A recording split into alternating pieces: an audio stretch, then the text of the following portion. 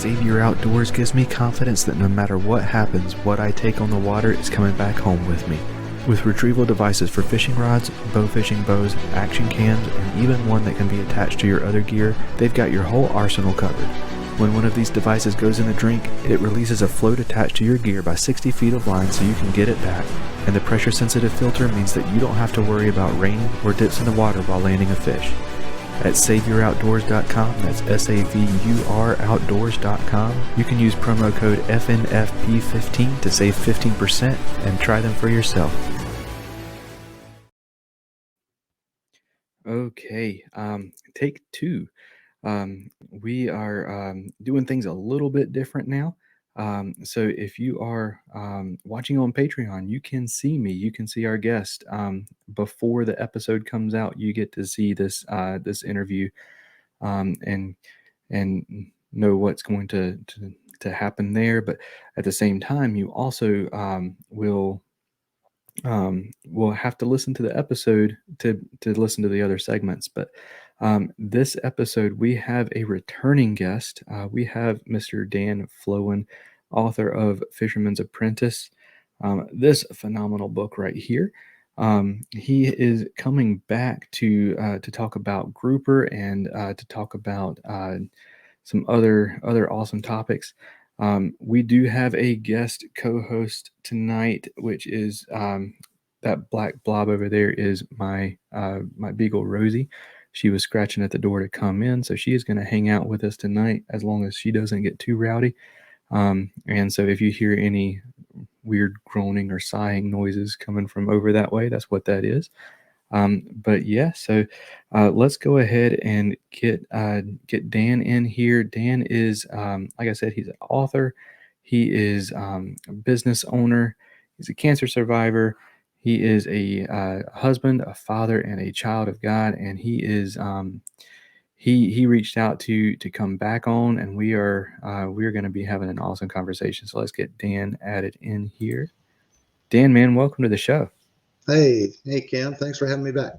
Absolutely, and I guess welcome back is the correct thing to say. I messed it up again, and I say again because we have already done this. We only made it in about 10 minutes or so it wasn't too awfully bad before I realized that we were not recording. It's not like that episode of Bass and Brews where he got like 25 minutes in before he realized. So. So, Paul, if you were listening, you were not the only one to make the mistake. But yeah, so I see the live, the red live up there in the corner now.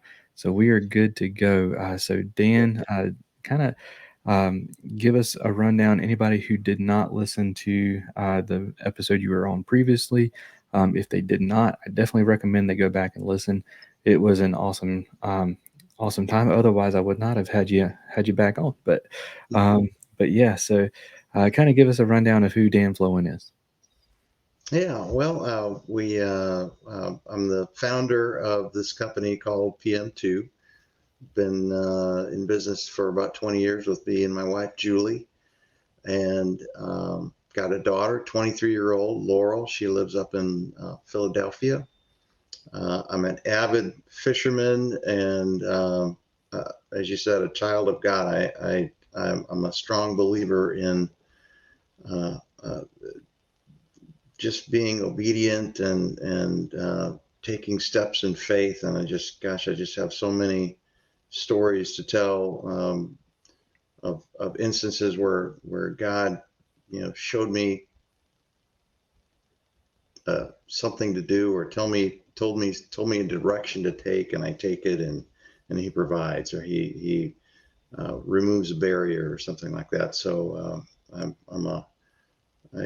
try my best every day to try to be a fisher of men, but we're all fishers of men in training, and that's me.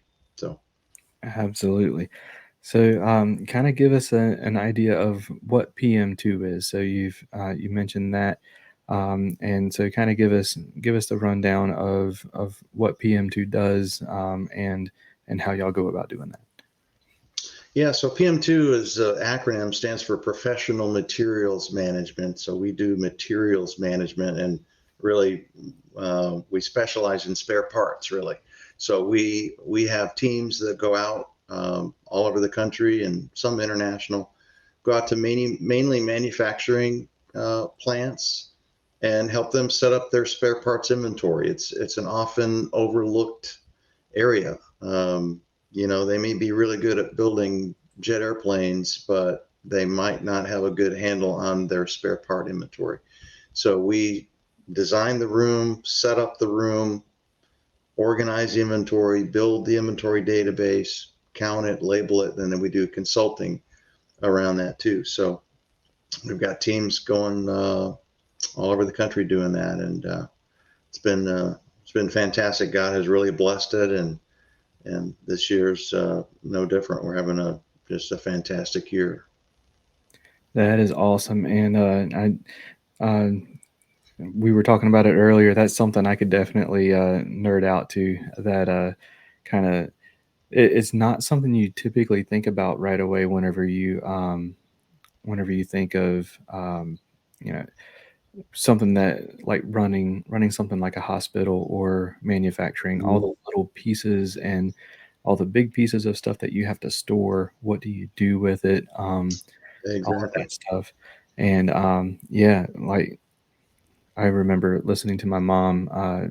My granddad, whenever he retired from the Air Force, had a hydraulic shop, and once a year they had to do inventory. And I Oh remember yeah. hearing all the stories about having her, count each individual nut, each individual bolt, all of that Hmm. stuff in there. So I can definitely, I remember, going through his shop and everything had a spot, everything fit somewhere, all the really tiny pieces all the way up to the big pieces. I Hmm. definitely uh, can see what it is that you do. I'd love to see some of the CAD drawings just to see like what something like a hospital, what something like a big manufacturing plant or something like that would need to look at. But that's really awesome. Um, but something that is in the book that you talk about is giving that business to God. Hmm. I that's something that is foreign to a lot of people. That is something that is intimidating to a lot of people. It's scary. Hmm. What does that look like? What did it look like for you? I want to know kind of some of the, the dirty details on that. Kind of Hmm. get an idea of what that looked like for you for PM2. What that kind of looked like for um, uh, in your experience, what brought that about? Because it's not just businesses that people dedicate to God. People dedicate. They have like baby dedications where we dedicate our children to God. We dedicate our lives to God. We like I told God from the beginning, this podcast is yours. um, Relationships, all that good stuff. What kind of give it from your standpoint what that looked like, and I'll stop rambling now and let you take over. Well, Cam, I wish I could tell you that I decided to give the company back to God because out of my wisdom or some wise epiphany that I had, but it wasn't that way. It's not at all how it happened. You know, it really came at a point where we had launched the company and we're about 3 years in, and we were bleeding profusely, really having no idea where else to turn. And when I need some time to think, I go fishing. So I happened to be fishing, and I was casting a plug along a seawall, and just by myself. And I heard for the first time a voice. It just felt like it was emanating from the depths of my soul. It wasn't an audible voice, but I knew somebody was talking to me. And he said, Dan, the business is mine. It always has been. And if you give it back to me, I will take care of you. And that really took me a minute to, first of all, decide who that was. Was that just me making that up? Or was that him talking to me? And if that was him talking to me, well, one thing I knew for sure, he couldn't possibly do worse with the business than we had done in these last 3 years. So, you know, I didn't feel like we had a lot to lose, and I wish I could tell you it was this huge leap of faith, but um, it was kind of out of nowhere else to turn. We said, God, if you want this business to survive, it's yours. It's yours, and do with it what you will. And then from there, at the time I was a 50-50 partner with my co-founder Eric, and so then that then required me to go to Eric and say, well, I just gave my half of the company to God. What do you think? Do you feel like following suit? And Eric, being Eric, came he came around to the idea a lot faster than I did. And so we pretty quickly decided that was the right thing to do. And then what that looked like after that, from that point, was really, really redefining our mission statement, um, telling our employees and contractors that they now work for a company owned by God. And what does that really mean? That, everything that we do now has to honor God. We've got to try to honor God with everything we do, because if I were God and I owned this company, I would want this company to represent me well. Um, so, God made us in his image. So, and he wrote a whole book about his character. Um, and so even though we're not God, he created us like him. So we can kind of get a feel for, what he might expect. He has desires for us just as we have desires for our children. So what that looked like is it was been a many multi-year journey, really. Of how to really deliver excellence in a way that God would be honored by. And being a Christian business, it's as Christians, we try to be very gracious, sometimes so gracious to the detriment of maybe we let an employee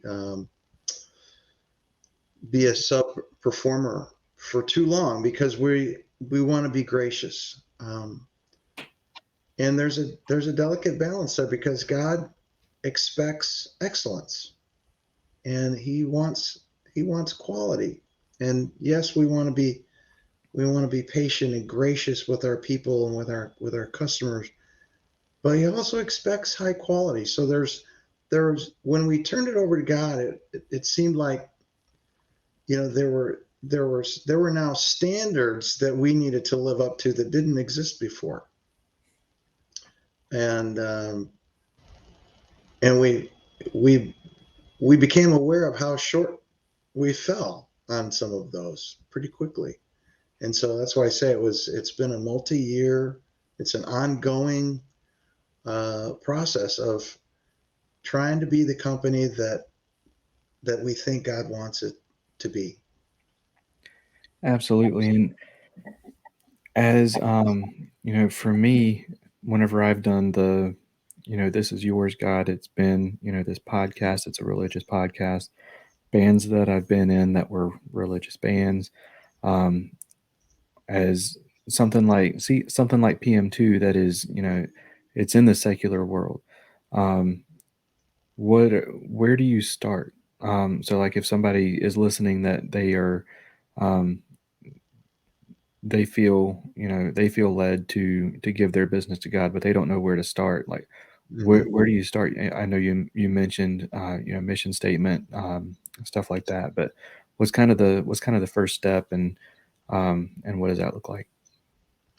Yeah, well, it truly is. The mission statement is the very first thing, is how are you going to focus the energies of your company? And so What does that look like for you as a company? For us, it's honoring God through inventory services, and then really building on that. Then what are the core values then? If that's our mission to honor God through inventory, um, what are the core values that we want to demonstrate? Um, and we call them our rules of engagement. We've got like 6 of them. And the first one is act at all times as though God is watching, because He is. And so you begin to kind of rewrite and rethink, um, what's your objective as a business, and it's not just to make money. It's our objective as a business. The reason this business exists is to glorify God first, but take care of the people within the business, and take care of, minister to, the people within and outside, our customers, our clients, our partners. Try to be ministers to them. So if that's the point of what we're doing, then everything else has to drive toward that. So that again is it's a multi-step, multi-year process that we're still in the process of. And what are some of the ways that you're ministering while you're doing inventory management? For example, we launched a foundation. It's called the PM2 Foundation, and so we take a percentage of all of our profits, and that goes into the foundation fund. And so we're looking, as we go out to clients, and particularly we're looking internally, because our number one mission and calling is to be ministers to the people that are in our organization. Um, and so we're looking for opportunities to, really just care for them and minister them. We had a health concern come up, just recently, and we're looking for opportunities to maybe bridge a gap. This person might not be able to work for weeks, if not months, and so now, and they're a 1099 contractor. So there's money now in the foundation that allows us to, if we choose, and I think we're going to, um, compensate him in a way that he's not hurt financially for having this physical disease. So we're just looking for ways, like I said, first and foremost, to minister to our own people. But then when we go out on our project sites and talk to the clients, sometimes we'll become aware of a cause or a mission that they are interested in, and then we're looking for ways to say, hey, we're a Christian organization. We have this foundation. We're very much ministry minded. Is there a way that we can come alongside you and do something with you, either physically with our presence, or financially support it, or both? So we've got a wonderful partner company here who happens to be a member of C12, a Christian CEO Roundtable we're a member of. And his company has coordinated every month. He coordinates. He has a coordinator that coordinates ministry opportunities to go out and do various things. Go to the soup kitchen, or go build a house at Habitat for Humanity, or whatever it is. So they've really simplified the way, a way to participate and do ministry together. So that's been a fantastic blessing for us, that another Christian company has come alongside all of the other Christian organization here in the Tampa Bay area, and has gone ahead and said, here's a calendar of events and come join us. And so that's been fantastic to to participate in some of those things as well. Absolutely. That's awesome. I thank you for that. That was something that I wanted to touch on for this episode. But you reached out. One of the reasons that you wanted to come back on was you felt like whenever we talked last time, we didn't get to talk enough fishing, and you wanted That's to talk fishing. So let's something that is near and dear to your heart that I know absolutely nothing about is grouper fishing. So I'm going to let you kind of get started. I'm going to right. ask questions where where I need more clarification or something because, like I Sure. said, this is something that I have never been a part of or anything. I would love to one day. I'm hoping to get to do it with you one day. That would be awesome. Uh, Absolutely. because I Absolutely. will say I have not fished for grouper, but I have tasted grouper, and that is some good eating fish, and I'm looking forward to learning more. So I'll let you kind of get that conversation started, and I'll jump in. Yeah. There is nothing better than a fresh grouper sandwich that you just caught that day. I just tell you, it's amazing. Um, I'm pulling out my Navionics app right now to give you a feel for what we do. But I've been doing this for probably really only 5 or 6 years now, and I have to credit. Uh, um, oh gosh, I forget now. Um, I'm gonna forget his name now. It'll come to me. Um, oh shoot, I can't say his name now. It'll come to me. Anyway, there's a legend here in the Tampa Bay area uh, that I've Vance Tice. Wow, I can't believe that took so long to come. Vance Tice is a local legend here that has been doing this for probably 25 or 30 years, and I've had the pleasure of being on his boat. He's come out on our boat and really taught us how to do this. So 90% of what I'm going to show you and talk to you about, it's it's not my original work. This is Vance Tice and his wisdom, but um, I've been very successful with it. So I'll try to pass along the tips that I've learned from Vance. So what we do in Tampa Bay, we troll the ship channels. So if you look at Tampa Bay, I'll zoom in here. Let's see if you can see that right there. All those little green marks, that's where we've caught grouper. And if you can see the white, it's kind of fuzzy, but we're trolling along the edge of the ship channel. So the average depth in Tampa Bay is about 25 feet, and then the ship channel goes to 45, 50 feet usually. And so we will troll on the upper edge of that channel. So we're trolling in 25 to maybe 30, 32 feet. So we're just trolling that break. And so you're watching your sonar, of course, and Navionics is a great app. If anybody that uses that, they've got great relief detail, and so you can pretty well follow the edge of that channel.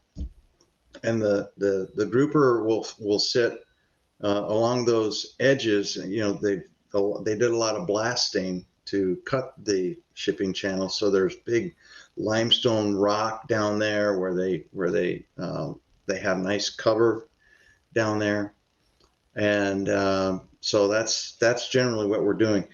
The best time, we we use the solunar tables quite a bit and the tide. So you want to troll in a uh, kind of a slow moving tide. So like let's see, look at hill tide here. So if you can see that. Well, that's not what I want to show you. There it is. Can you see that? The camera didn't want to pick it up. Well, I'm looking at it's a tide chart. But you want to be trolling either at the beginning or the end of a tide movement. And the reason for that is the grouper, when the tide is really ripping, they're going to be down underneath like behind the rock, much like a trout in a stream. They're trying to get cover and not have to fight the current. So they're gonna lay down at the bottom behind a rock. They're probably not going to go chase something that you're going to pull by them if the tide is really ripping. So you're looking for some movement, but not a lot of movement. When that water when it slows, then as you're going over the grouper, you'll see on your sonar, you'll be going over the rocks and you'll see the fish actually sitting on top of the rocks when the tide is right. When the tide is ripping, the fish will be way down behind the rock. So you want to be trolling when they're up above on the top of the rock, when they're kind of in the feeding mode. The other thing to think about when again, maybe compare it to maybe trout fishing. In a stream, a trout, he swims with his nose facing into the current. And same thing grouper does. When the current is, he's swimming into the current, so he's facing upstream.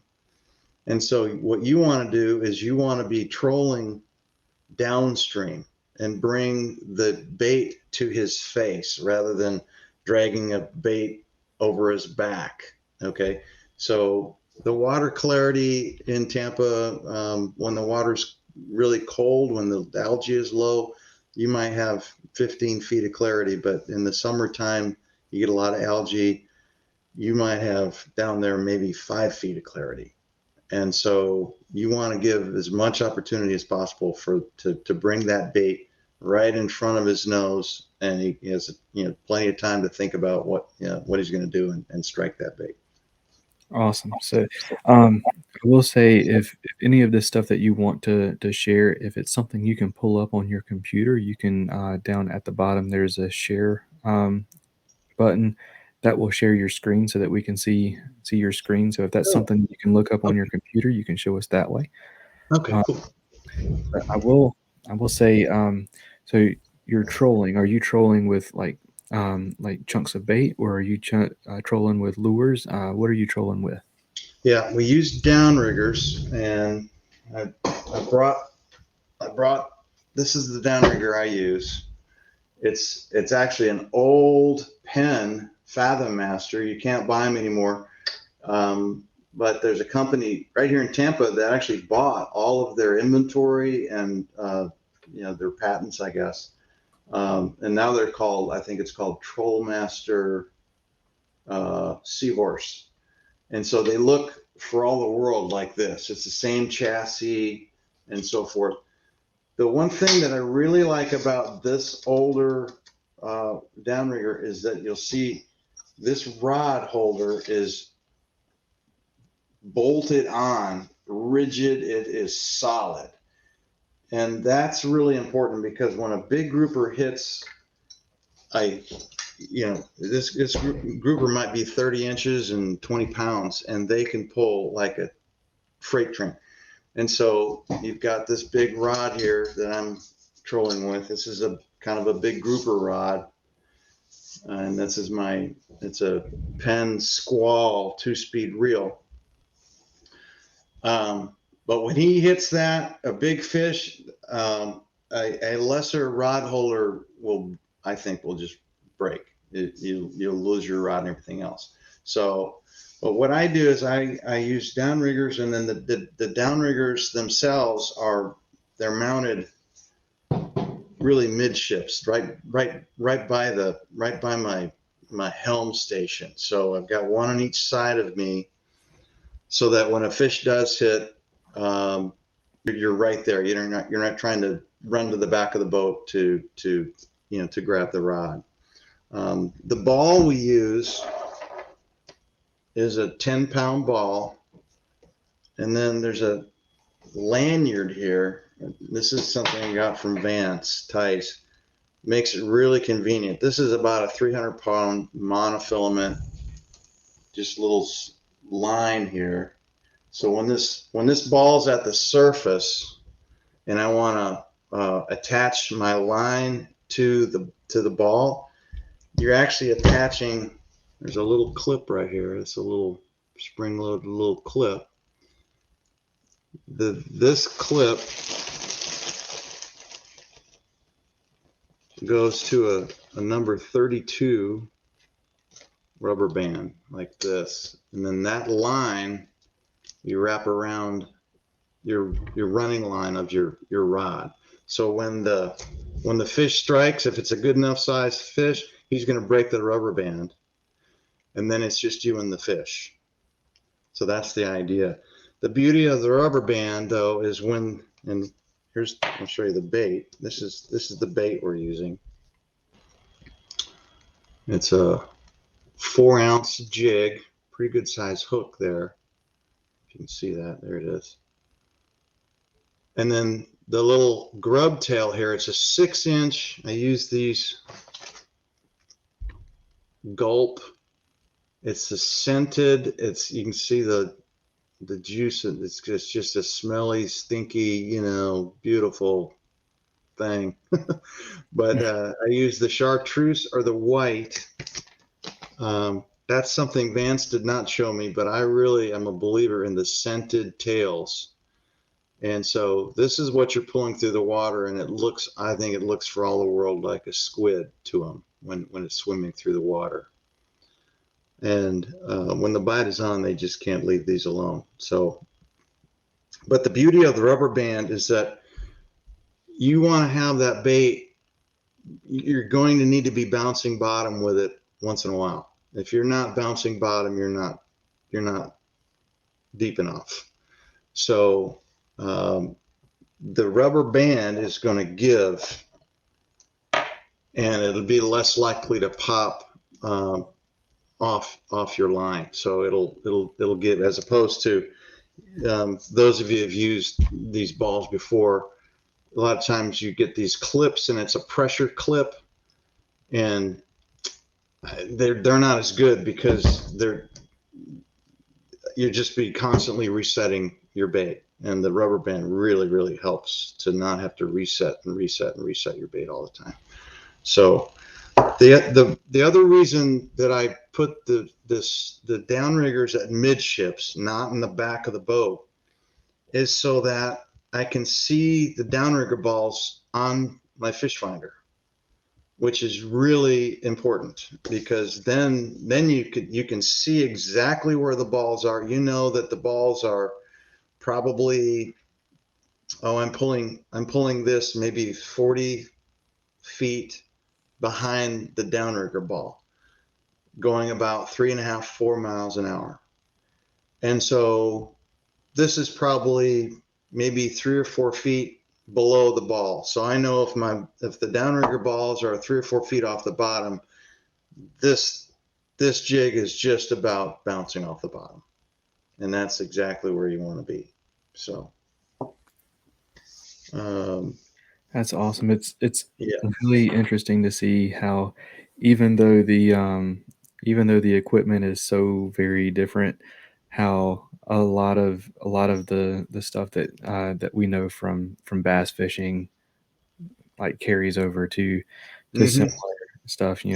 Like you were talking about, like if you're used to fishing smallmouth bass in a river, it's the same like Exactly. same way you were talking about with the grouper facing the current being, whenever it gets real strong current, they're in the current breaks. They're not. They may ambush something in the main current, but they're going right back. Exactly. And then bumping the bottom. That's something that we're always talking about in bass fishing is, you're. I mean, obviously it depends on the time of year and everything, but Mm-hmm.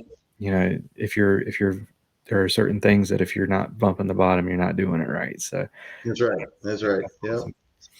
And Yeah. so, and you also mentioned the gulp. That have you found any tricks or any any special advice on how to get the scent off of your hands once you've been using it?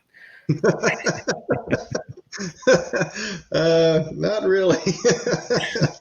I kind of smell bad all day when I'm fishing grouper. The other thing I want to show you, and this gets smelly too, because one thing that's really important with grouper fishing, the gill rakers inside their gill and the gill plate themselves are really sharp, and boy, they will tear your hand to pieces. So I wear these gloves, and they're by this is a Fish Monkey brand glove, but I can still tie and all that, but it protects my hand from the gills primarily.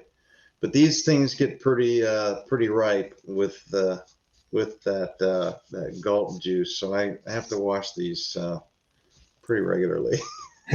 For sure. Yeah, I have a pair of Fish Monkey gloves that I use in the wintertime that I really like. They were actually on a product spotlight here recently, but Yeah.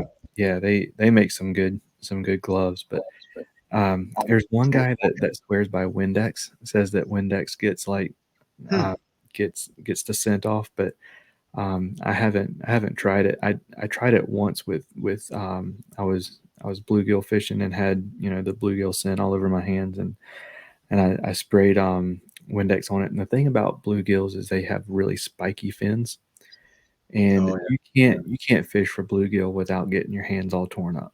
yeah. Hmm. And then you spray Windex on that, you will never do it again. Yeah, I can imagine. um, That's but funny. yeah, so you mentioned how fast you were going. You so something that's a little bit different for grouper. Y'all have a season, right? That y'all Yeah. fish. What is your season like? July 1st through December 31st. So um, the temperature that they seem to like the most is about 68 to 78, 75, 78. So in the dead of summer when it's really hot, I mean, here in Tampa, the bay in the dead of summer will be 90 degrees. And so that's generally not so good, although, there are days that we do fantastic, for whatever reason. But usually it's early in the early summer or late fall, winter, November, December, when the water has cooled and you're in that 70, 72 degree range. That's when we seem to do best. One thing though is when the water does cool, as I mentioned before, the water does clear, and so we're using on the rod is 50-pound monofilament on the reel with typically it's 80-pound fluorocarbon leader, like when the clarity is more like summer clarity. But as the water cools and that water clears, then we lighten our leader and we go to 60-pound fluoro, and that seems to improve our bite a little bit. So, and then two, one other thing I wanted to show you. This is another one of Vance Tice's secret weapons. This is it's called a Halco trembler. It's got a rattle in it. It just makes all kinds of noise. It's actually a wahoo lure. Okay. But um, if there are days that typically you'd start out with a jig like this on either side, maybe one yellow, one chartreuse, one white, something like that. And if you're just having a hard time getting a bite, sometimes send this down and it'll just really get their attention, and that will get a strike too. So um, as Vance has said for years, kind of like a bass, they're an aggressive kind of a territorial, if you drag something through their living room, they're going to attack it. And so you want to, just get something that gets their attention. Um, and particularly if the water's maybe not that clear, something that makes a little noise can help. Absolutely. That vibration is really key, and a lot of times all fish have that lateral line that they pick up vibration from a long way away. So Yeah. uh, I was just curious on the season. Is that to like protect them during spawning time, or is that what's the reason for that specific time that you can target them? Well, I would say spawning for sure, but I think that in Florida we they do a pretty good job of protecting the fishery here. I mean, we're such a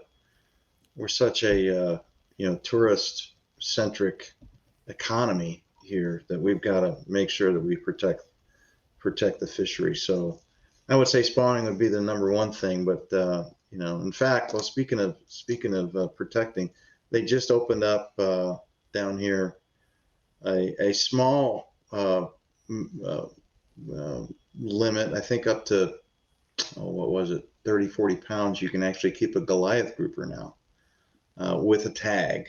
Well, and they've been protected for years. So the good news is the Goliath grouper are coming back strong, and we've caught quite a few of them in the last few years.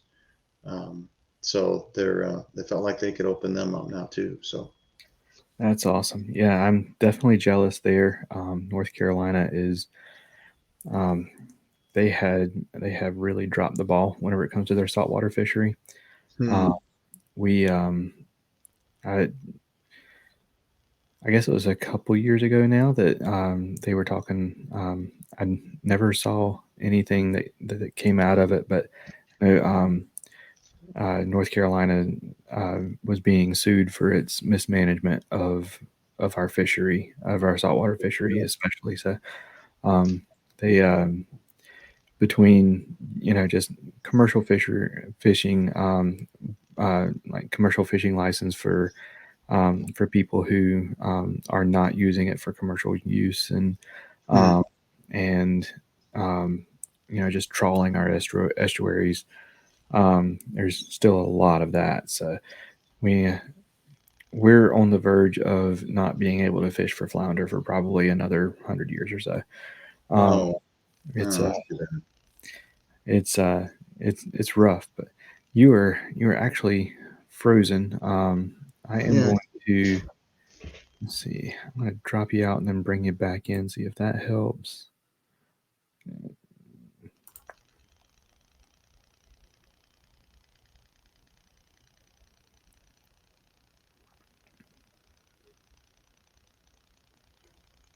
So I cannot see you at all now. Hmm. Um, That's interesting. let's see.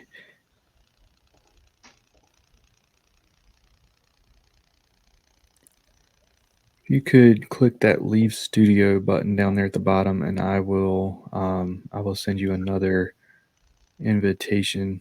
If you need another one, you may be able to click on the.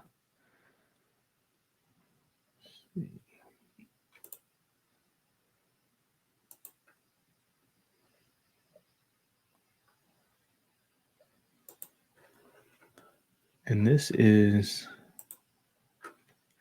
the kind of thing that might end up being edited out during the actual podcast, but you'll get to see on Patreon. Sending another invitation to Dan to see if we can bring him back in with video.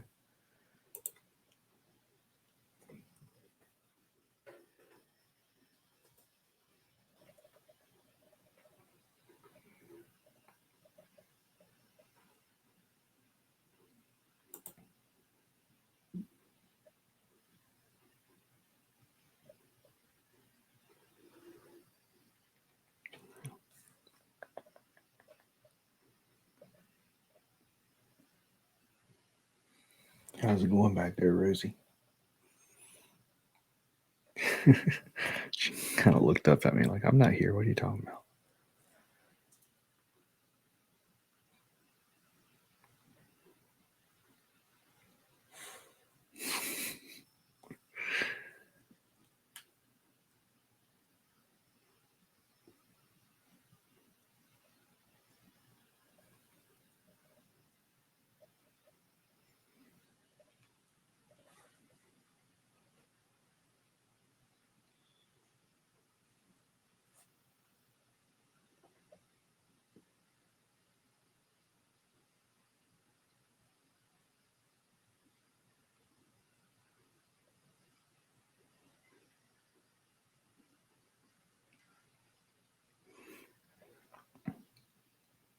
So yeah,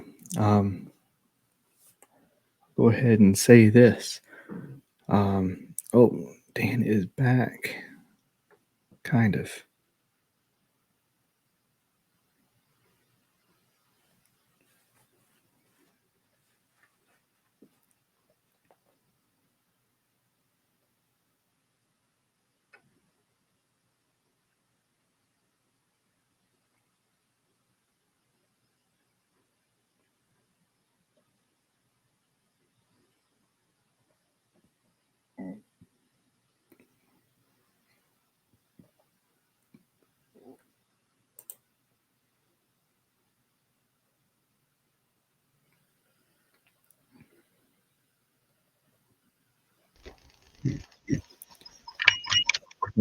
Let's have audio back.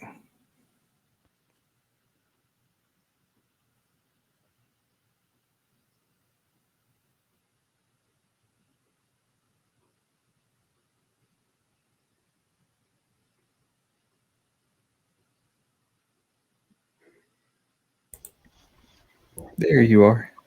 There we go. All right. Welcome back. Thank you.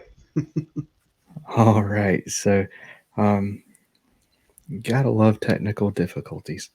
Yeah. All right. So before we had our technical difficulties, you mentioned something that anytime somebody from Florida mentions grouper, everybody wants to know, and that is about Goliath groupers. Uh, Mm. so let's talk Goliath. So I know that you've tackled a few. So I'll give you kind of a chance to kind of brag about how big the glass that you have gone after are. But I want to talk about the difference between trolling for it's gag that you troll for, right? Gag Yeah. grouper. Okay, Gag grouper. Yeah. And good. once in a blue moon, we catch a red grouper, but it's almost always gag grouper. Okay, so let's talk about the difference between gag grouper and Goliath grouper. Okay. So, well, the first most obvious difference is just sheer size. So, a large gag grouper would be maybe a 30 or 32-inch grouper and might weigh 15, 20 pounds. A large Goliath grouper could go 800 pounds. Right. So, and be, 6, 7 feet long. Um, I would guess, of course, we don't bring them in the boat or weigh them or anything like that, but just based on length and girth, probably the largest one we've caught was probably 400 or 500 pounds. And two different ways we've fished for them. One is literally with an anchor rode from West Marine. We go out and get an anchor rode, and we tie about 30 feet of double strand 600-pound monofilament. So we double it and we crimp it, like one of these crimps here, with just a huge hook. I don't know the size of the hook, but it's probably got about a opening of about two inches or so. Big circle hook, and then and then a pretty good sized weight, say about a 8 or 10 ounce weight to just get it down. And so usually I'm fishing with a piece of bonita, which is a small tuna. It's bloody, it's got a great scent. I'll usually cut it in half and put a half a bonita down on that. The key, though, there is to keep it off the bottom, just like a grouper. The first thing a grouper is going to do when he's hooked is go for the structures. He's going to go for the rocks, try to cut you off. So what you want to do with Goliath grouper is I will first, before I put any bait on the hook, I will first gauge the depth to then let it go all the way to the bottom with the weight and just a bare hook, and then bring it up to where I think the right depth is to make sure that that fish can't make the bottom when he gets on. At that point, I'll cleat the anchor rod around one of the midship cleats, and then I put these, you've seen these big orange floats. It's an anchor marker ball. That's my bobber.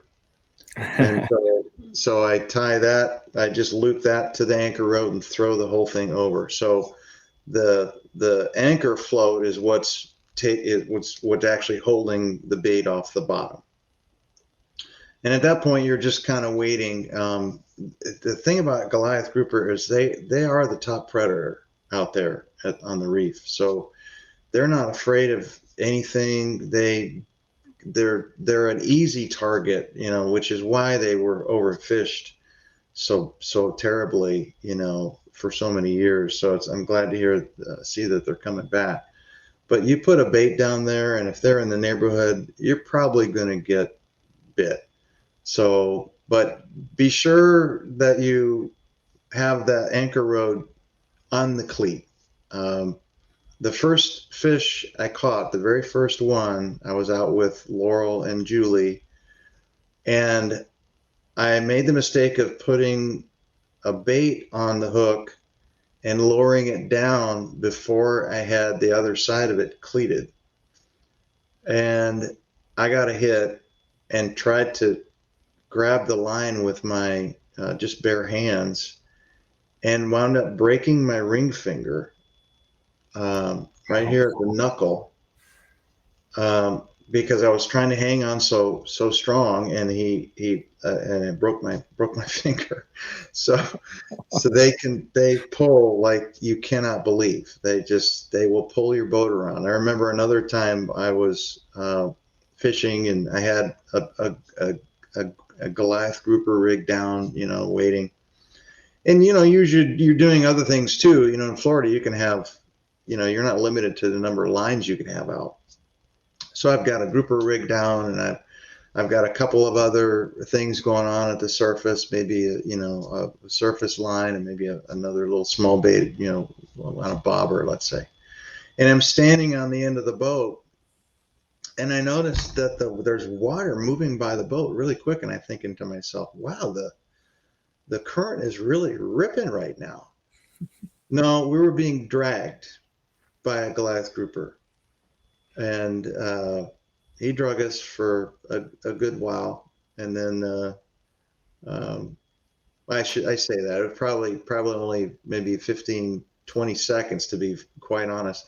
The thing about a Goliath grouper, they don't have a lot of stamina. They fight really, really hard for the first 20 or 30 seconds, and then they kind of roll over. They come fairly easy at that point, and then you want to get them to the surface and release them as quick as possible. If you fight them for too long, when I first started doing this, I was using lighter tackle. I was using actually this rod right here I showed you before. This rod I caught my first Goliath grouper on, and I fought him for too long. And by the time I was able to release him, I thought he was going to die. He was belly up, laying on his side for a while, and I'm trying to kind of revive him, and finally he kind of revived and swam back down at the bottom. So you want to get them up as fast as you can, and get them released as fast as you can. Absolutely. Yeah, it's interesting how they're like that. The bigger the fish, the less stamina they have, but it's Mm-hmm. kind of makes sense too. It's you look at a 2-year-old, their energy never runs out. That's You look at a you look at a 300-pound 30-year-old, and their energy runs out pretty quick. exactly, exactly, exactly. Well, it's a lot of fun. It's we get probably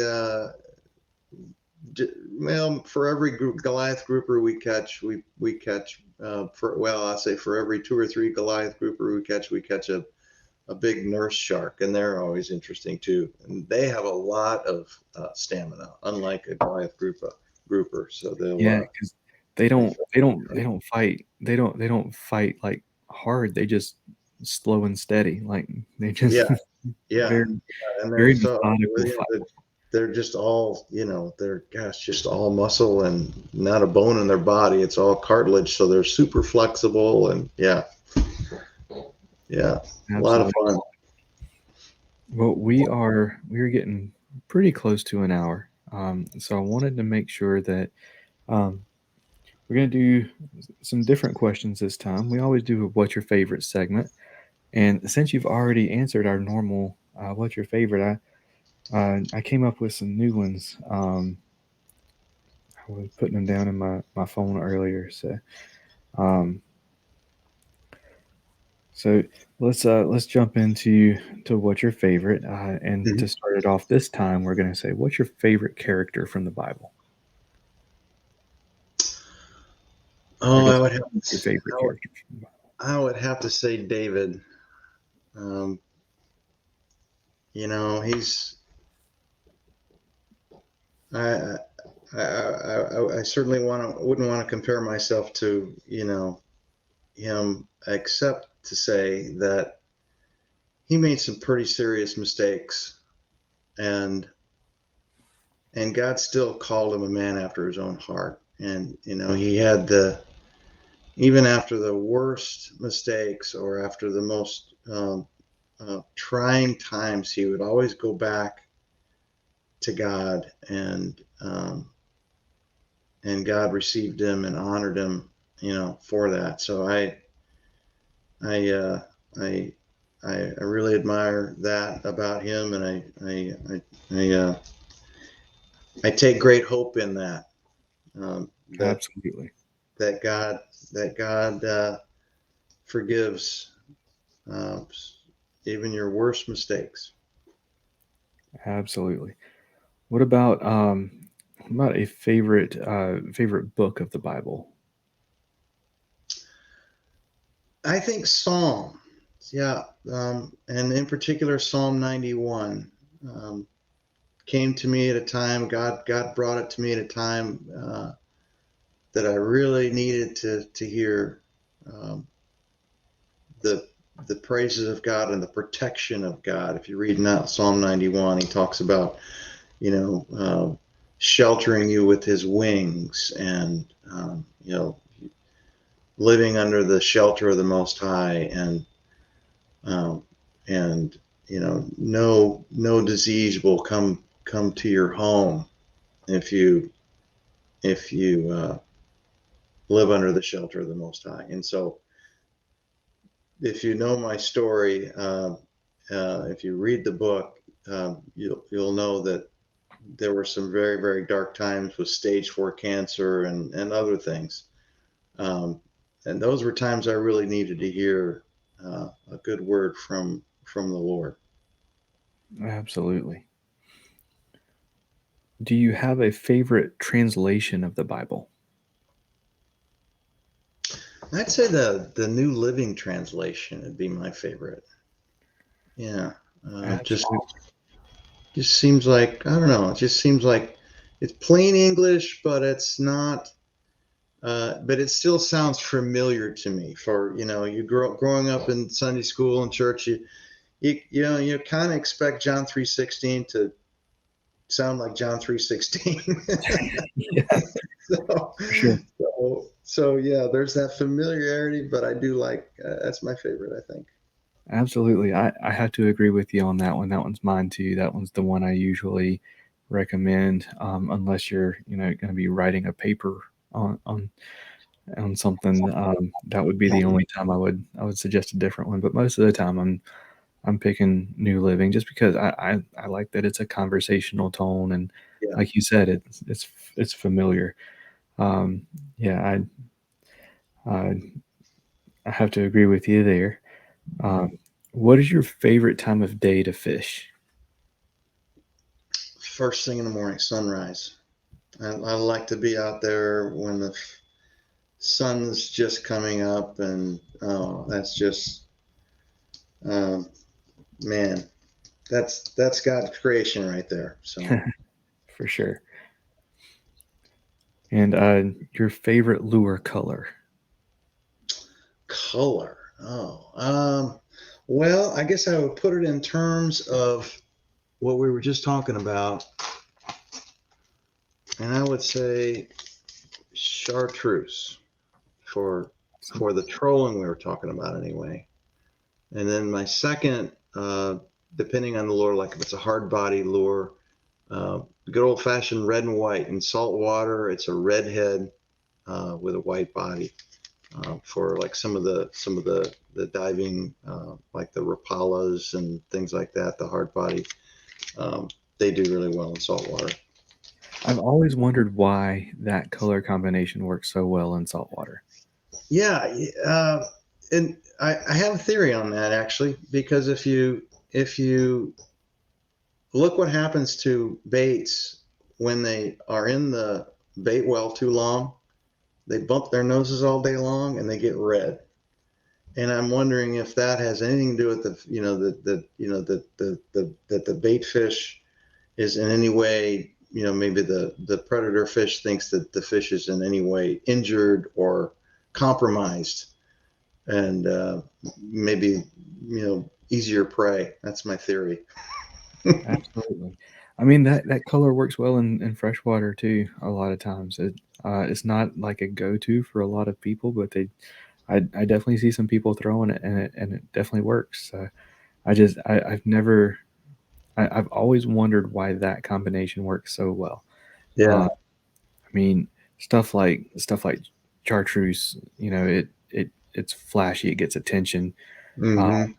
but even though it doesn't look natural at all, like the ones that like the little gotcha plugs that are like uh, neon chartreuse and neon orange together. Um, Mm-hmm. I mean, it gets your attention. Like in the ocean, a lot of things are visual predators, so Right. bright color. But I've always wondered about the white and red.